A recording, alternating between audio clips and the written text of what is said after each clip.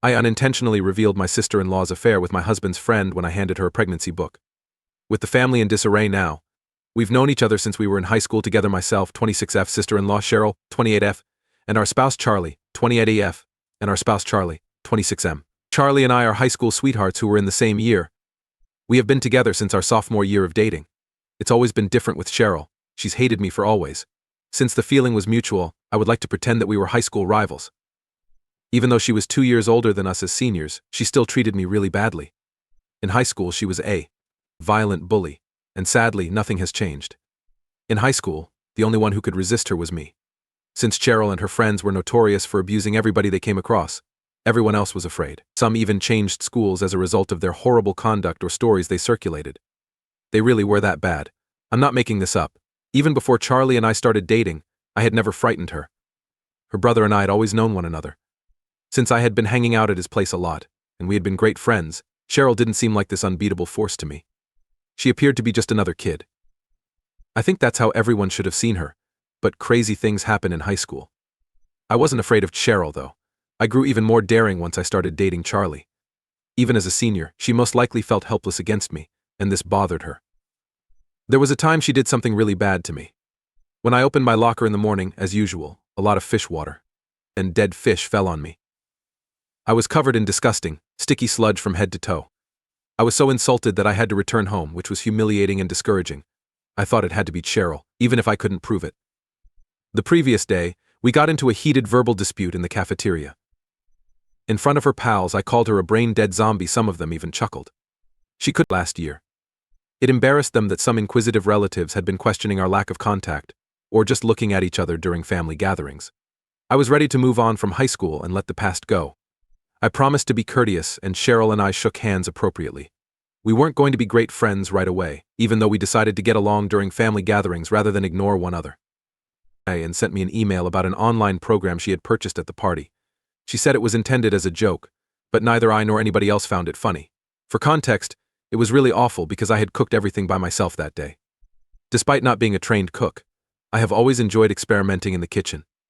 I've enjoyed cooking since I was a young child. She said something really hurtful, like she was going to teach me how to cook. Shortly after she finished the entire supper I had prepared. I was the one who generated everything, as Charlie had pointed out. Having worked hard and gotten up at 6:30 a.m. to make sure everything was flawless, I took it to heart.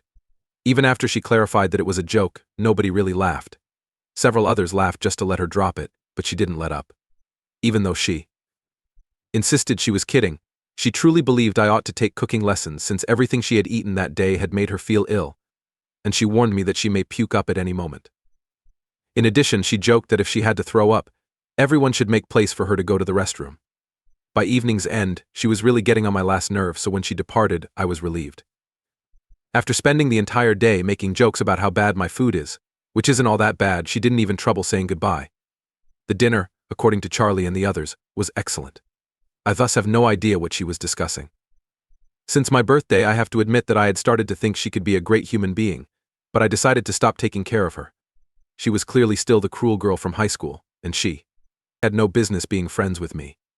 It was Cheryl's birthday last week. Even though we haven't been getting along since I invited her to my party, she still had to invite me. She invited me because she wanted to keep the peace in the family and thought it would be weird if Charlie traveled without me. That turned out to be a mistake.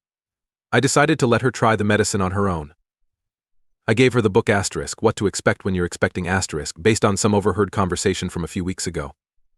Our house was visited by Cheryl 3 weeks ago. She looked sad and insisted on speaking with Charlie alone. She was unaware that I was waiting for her outside, listening in on their talk. I went to the living room to let them talk. I was curious and wanted to listen in so Charlie could fill in for me when she went, even though I knew it wasn't moral. I realized that Cheryl was expecting, but she was really worried since she didn't feel ready for motherhood. She had arrived to speak with her brother. Charlie told her to talk to her husband even though she didn't feel ready. Since the pregnancy was unexpected, they could talk about terminating it if she continues to feel unprepared.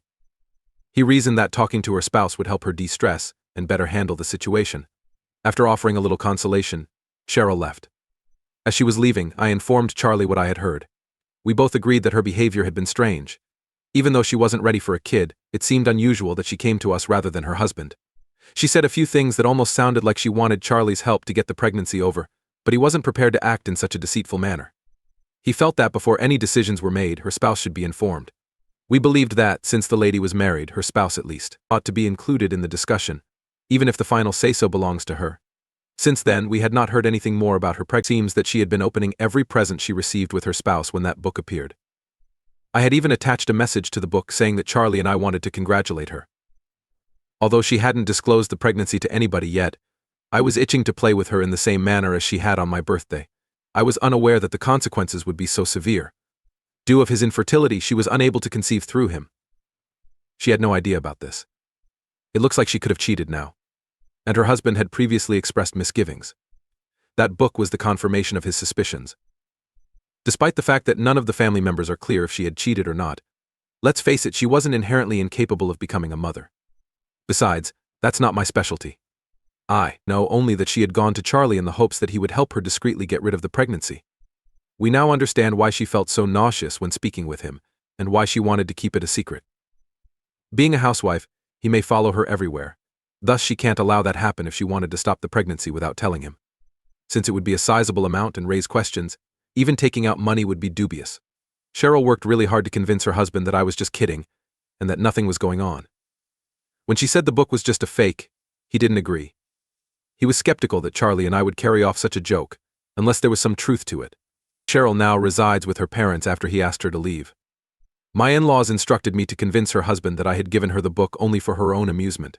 They thought I may persuade him to confront her and make things right, given his concerns about her infidelity. Her faithfulness now demanded more inquiries. I disagree because they believe that I am to blame and that I shouldn't have done what I did. My in-laws and I haven't spoken for the last week. Considering how she behaved at my birthday party, I think my actions were appropriate. She most definitely should have been faithful to her husband if she wanted peace in her marriage, and I don't think I should take the blame for it, because I had no clue it would create so much. That would be unjust to blame me for that. Charlie feels the same way. He thinks the present was a bit much considering what happened at my birthday party, but he doesn't suggest that I apologize to Cheryl, or even bring this up with her husband. My in-laws continuously arguing with us, saying that because her marriage is in danger, we should settle the matter. They think that if we can't convince her husband that this was all a prank, the family could end up divorcing. If she was pregnant when she spoke with Charlie and her husband is infertile, then she was most definitely cheating. If that's the case, we want no part of it at all, including our defense. Other than that, the book was just her way of getting even with me for the jokes she said on my birthday. I had no idea this is what it would lead to. I have nothing to feel bad about. It's not as if I did it intentionally. Nevertheless, they all act as if I'm the bad guy, the brains behind some evil plot to eliminate her, intentionally or not. It's really peculiar. All of a sudden, I'm doubting my decisions. My sister-in-law received a pregnancy book from AITA as a wonderful birthday gift. First update: it's been 2 weeks since I gave Cheryl the book, and we haven't spoken to her husband yet. We shall also stick to the fact that, based on the information we now possess, she was having extramarital affairs with another guy. Not sure exactly who it is, but I think it's a high school friend. Even worse, I think it's a friend of Charlie's, as we had a more heated conversation a few days earlier.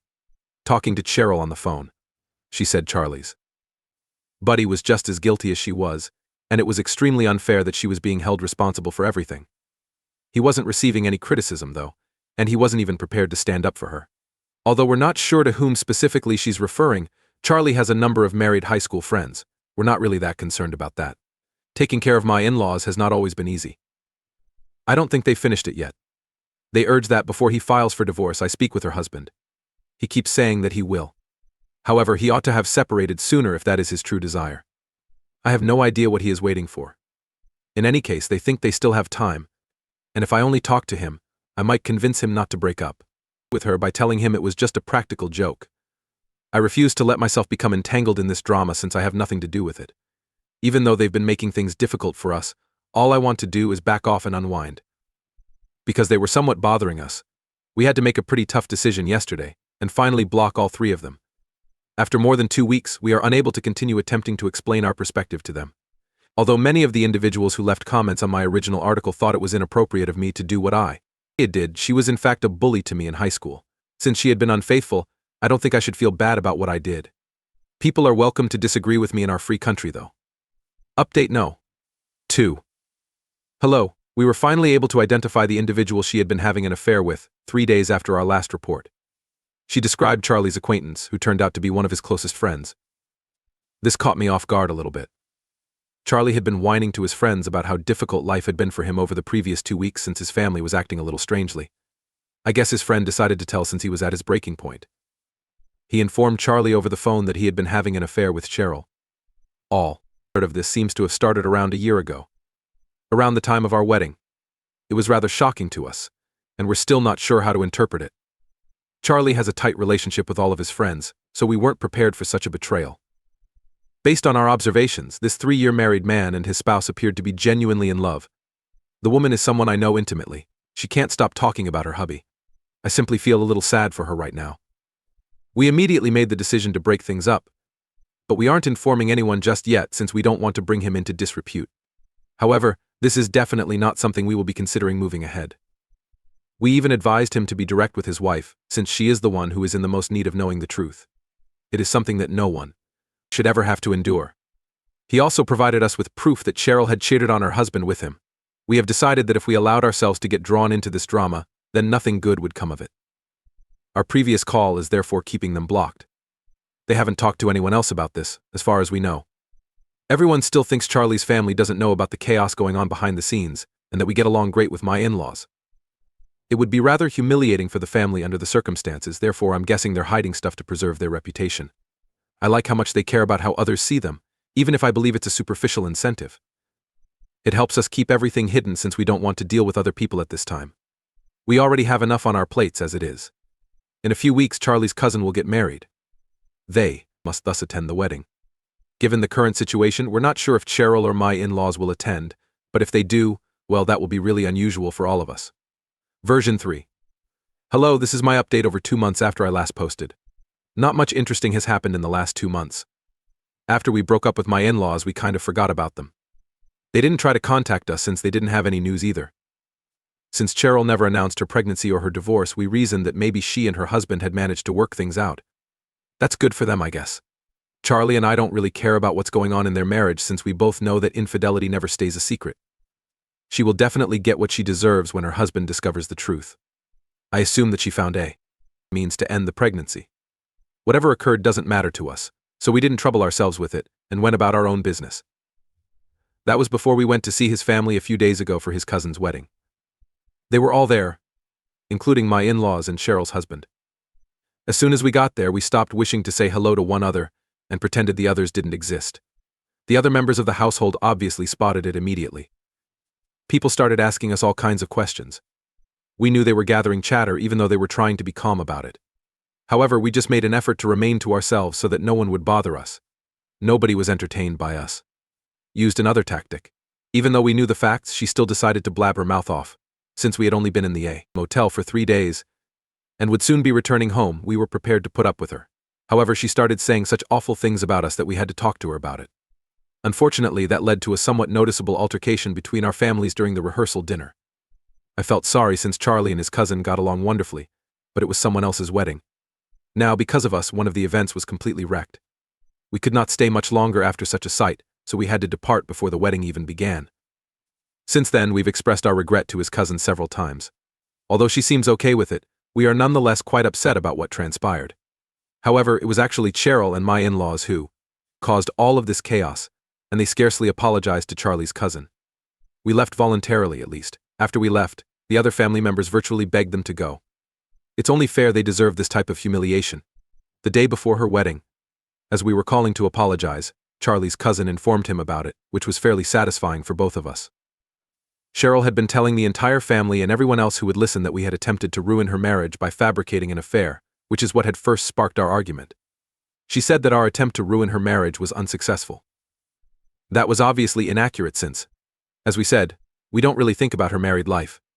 Her husband had proven what an idiot he was by moving in with her.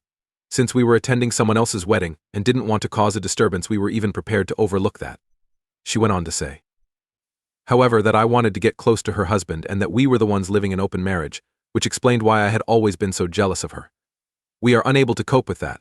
We decided to confront her then. On the evening of the rehearsal dinner, I disclosed all the proof, the screenshots we had obtained from Charlie's acquaintance, which I had been keeping to myself for so long.